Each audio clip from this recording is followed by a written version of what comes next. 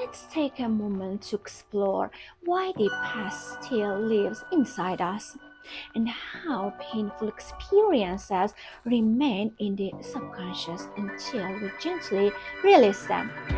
Most of us think the past is over, but the body doesn't work that way. If one sentence from someone can ruin your entire day, stay with me for a few minutes. Because this is probably not about today. Most of us believe the past is over. We grew up, we moved out, we started our own lives, so we assume whatever happened back then stayed back then. But that's not really how it works. Because time doesn't heal what was never processed. Your mind may have moved forward, but your body and nervous system might still be living in the past. Let's slow down here because this part explains everything. How the body learns without words. Think about it. Maybe you grew up in a house where there was always tension. Not necessarily violence, just constant arguing, raised voices, doors closing, the heavy silence afterward.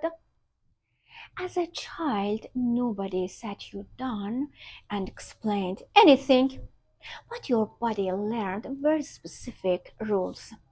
Peace is temporary. I need to stay alert. Something bad could happen at any moment. Now, fast forward to adulthood. You are an adult. And still, when someone raises their voice just a little, your chest tightens. Your mind goes blank. You are not overreacting. Your body just remembers something your mind forgot. You're not reacting to today. You are reacting to every time this feeling was never resolved. Or maybe your childhood looked different. Maybe you grew up around people who never respected boundaries, relatives who commented on your body, adults who asked questions that felt too personal, no emotional privacy. As a child, you couldn't say stop. That makes me uncomfortable. So your body learned my needs come last. I have to tolerate discomfort. Silence keeps the peace. Years later, when someone crosses a line, you freeze. Not because you agree, but because your nervous system still believes silence is safer. And then you ask yourself, why am I like this? You are not like this. You were trained this. Here's something most people don't know. The subconscious doesn't store memories like a story with a beginning and an end. It stores them as sensations, emotions, beliefs, survival rules. So, even if you don't think about the past, your body remembers how it felt to be scared, how it felt to be powerless, how it felt to not be enough. And it quietly uses those feelings to guide your choices today. That's why patterns repeat. You don't wake up one day and choose the same emotional pain. You recognize it. It feels familiar. And familiarity can feel like safety, even when it hurts. This is why one harsh sentence doesn't just hurt.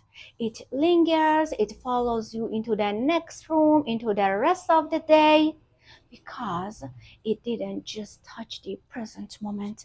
It activated every time that feeling was never completed. Most people don't call these experiences trauma. They call them normal. But normal doesn't mean harmless.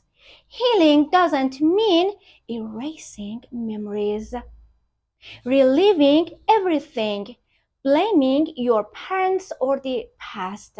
Healing means releasing the emotional charge, updating old survival rules, teaching your nervous system that the danger is over. You are not deleting the past, you are teaching your body that now is different. That's why forcing positivity doesn't work. That's why telling yourself to be stronger doesn't help. Your nervous system doesn't respond to logic, it responds to experience. Let's see how to start releasing old pain. Instead of asking, "What's wrong with me?" or "Why is this person doing this to me?" ask, "When did I first learn to feel this way?" That question alone creates space and names the old story. Many people carry invisible beliefs like, "If I speak up, I lose love." Conflict means abandonment. I must stay quiet to be safe. This time, say it gently to yourself. "This belief protected me once. It doesn't serve me now." Naming it reduces its power. Now let's fully experience the emotion. As children, we often couldn't express anger in healthy ways, leave unsafe situations, so emotions stayed trapped. Now, as an adult, write what you never said. Allow sadness without rushing past it. Let anger exist without acting on it. Feelings that are finally felt don't need to stay. Give your body new experiences.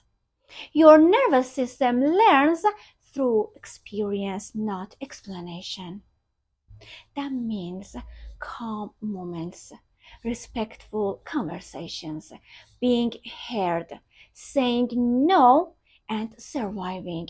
Each small safe moment teaches your body the world is different now. That's how old cycles loosen their grip. This is the shift that changes everything. At some point, something important happens. You stop asking, "What's wrong with me?" And now you start asking, "What am I repeating and why?" You stop measuring your worth by how much you can tolerate. You stop confusing familiarity with safety. You stop disappearing to keep the peace.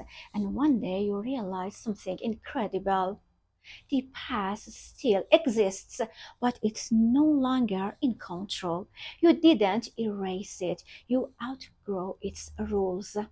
And that's not weakness, that's healing. If this felt familiar, you are not alone and you are not behind. You're just learning how to live without carrying what was never yours to begin with. You don't have to fix your whole life today. You don't have to leave everything behind. One small step toward protecting yourself emotionally, gently, consistently is enough to begin. And if this video helped you feel seen or understood, you are welcome to stay here. This space is about learning how to live without carrying old pain anymore. Alright, that's enough for today. Take care of yourself. You are doing much better than you think. Love you all so much. I'll see you in the next video.